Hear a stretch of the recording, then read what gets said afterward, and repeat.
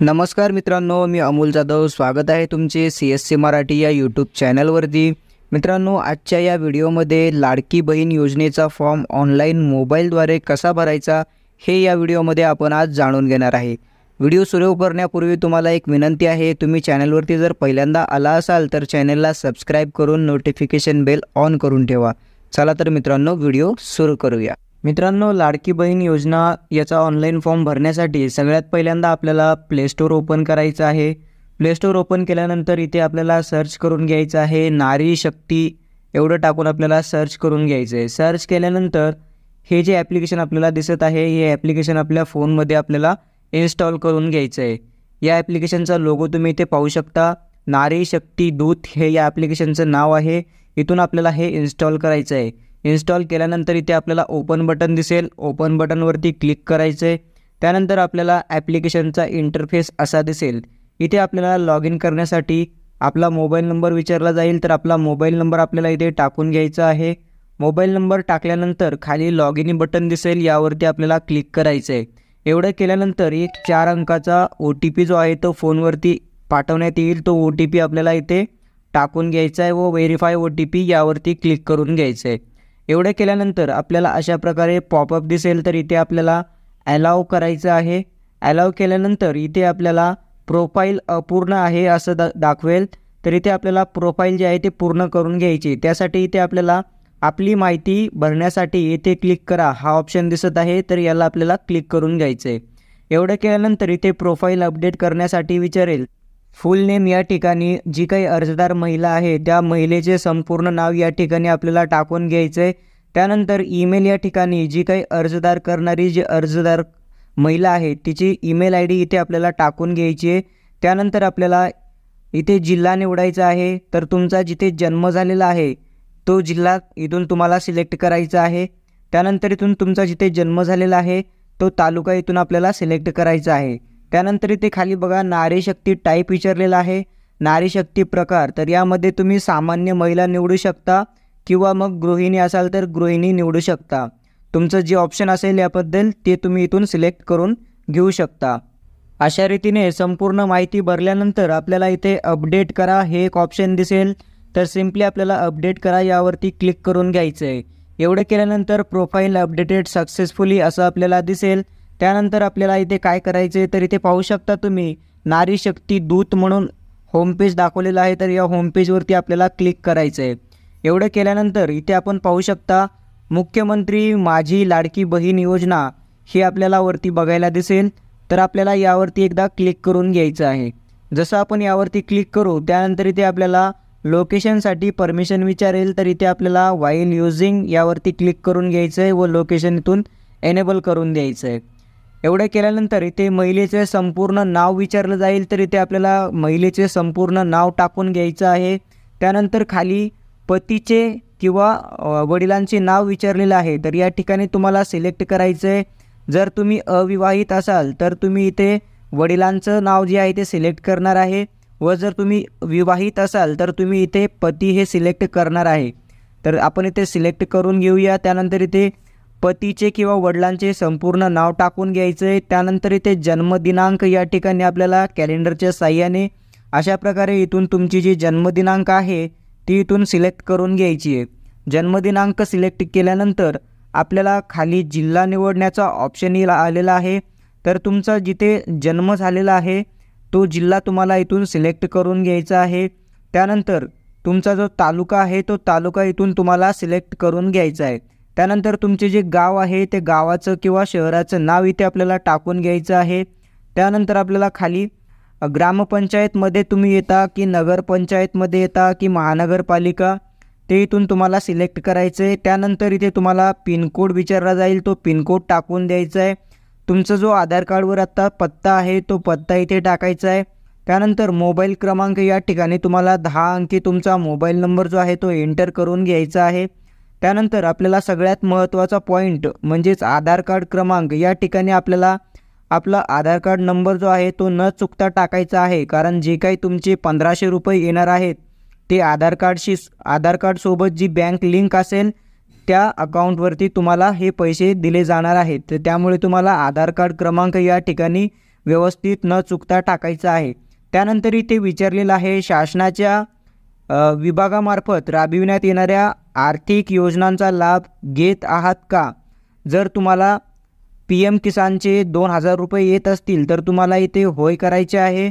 जर तुम्हाला कुठल्याही किंवा श्रावणबाळ योजनेचे किंवा संजय गांधी निराधार योजनेचे पैसे तुम्ही जर घेत असाल, लाभ घेत असाल किंवा 1500 किंवा 1500 पेक्षा जास्त रकमेचे तुम्ही लाभ घेत असाल तर तुम्हाला इथे होय करायचे आहे व ही योजना जी आहे ते तुम्ही या योजनेसाठी पात्र राहणार नाही आहे। जर 1500 पेक्षा कमी लाभ घेत असाल तर तुम्हाला या योजनेचा लाभ जो आहे तो दिला जाणार आहे। त्यानंतर तुम्ही जर इथे कुठल्याही योजनेचा लाभ घेत नसाल तर डायरेक्टली इथे नाहीवरती आपल्याला क्लिक करून घ्यायचं आहे।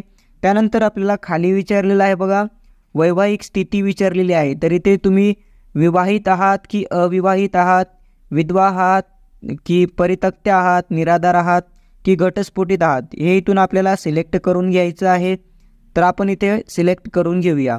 त्यानंतर आपल्याला खाली अर्जदाराचे खाते असल्यास बँकेचा तपशील विचारलेला आहे। तर सगळ्यात पहिल्यांदा आपल्याला इथे बँकेचे नाव विचारलेलं आहे। तर तुमच्या बँकेचं जे काही नाव असेल, SBI, HDFC जे काही असेल ते तुम्हाला इथे टाकून घ्यायचं आहे। त्यानंतर इथे तुम्हाला बँक खातेधारकाचे नाव म्हणजेच जी काही महिला अर्ज करणार आहे त्या महिलेचे बँक खात्यावरील नाव या ठिकाणी तुम्हाला टाकून घ्यायचे आहे। त्यानंतर आपल्याला खाली पहा इथे बँक खाते क्रमांक टाकायला विचारलेला आहे। तर या ठिकाणी तुमचा जो काही अकाउंट नंबर आहे तो या बँक खाते क्रमांक या ठिकाणी टाकून घ्यायचा आहे। त्यानंतर खाली IFSC कोड विचारलेला आहे। तुमच्या बँकेचं पुस्तक आहे त्या पुस्तकावरती IFSC कोड जो आहे तो दिलेला असेल तो पाहून तुम्हाला या बॉक्सच्या ठिकाणी टाकून घ्यायचा आहे। त्यानंतर आपल्याला विचारलेला आहे आपला आधार कार्ड क्रमांक बँक खात्याला जोडलेला आहे काय? तर तुम्हाला बँक खात्याला आधार कार्ड जोडलेला आहे का विचारलं जात आहे। जर तुमचे आधार कार्ड बँक खात्याशी जोडलेले असेल तर इथे आपल्याला होय या बटनवरती क्लिक करून घ्यायचं आहे। त्यानंतर आपल्याला महत्त्वाचे असे काही डॉक्युमेंट्स इथे अपलोड करायचे आहेत। त्यामध्ये तुम्हाला सगळ्यात महत्त्वाचं डॉक्युमेंट म्हटलं तर इथे आधार कार्ड, आपल्याला जी काही लाभार्थी महिला आहे त्या महिलेचं इथे आधार कार्ड आपल्याला अपलोड करायचं आहे। त्यानंतर इथे आपल्याला अधिवास किंवा जन्म प्रमाणपत्र विचारलेलं आहे। तर यामध्ये तुम्ही डोमासाईल देऊ शकता किंवा 15 वर्षापूर्वीचे रेशन कार्ड देऊ शकता किंवा 15 वर्षापूर्वीचे मतदान कार्ड किंवा शाळा सोडल्याचा दाखला किंवा जन्म दाखला तुम्ही या ठिकाणी अपलोड करू शकता। तर या 4 पैकी जे तुमच्याकडे डॉक्युमेंट असेल ते तुम्ही इथे अपलोड करू शकता, परंतु तुम्हाला इथे 15 वर्ष पूर्वीचे डॉक्युमेंट असणं गरजेचं आहे। त्यानंतर तुम्हाला इथे उत्पन्न प्रमाणपत्र विचारलेलं आहे। तर उत्पन्न प्रमाणपत्राच्या ठिकाणी जर तुमच्याकडे पिवळे रेशन कार्ड असेल किंवा केशरी रेशन कार्ड असेल तर तुम्ही डायरेक्टली इथे रेशन कार्ड जे आहे ते अपलोड करू शकता। ज्यांच्याकडे पांढरे रेशन कार्ड असेल त्यांना इथे उत्पन्नाचा दाखला जो आहे तो कंपल्सरी असणार आहे।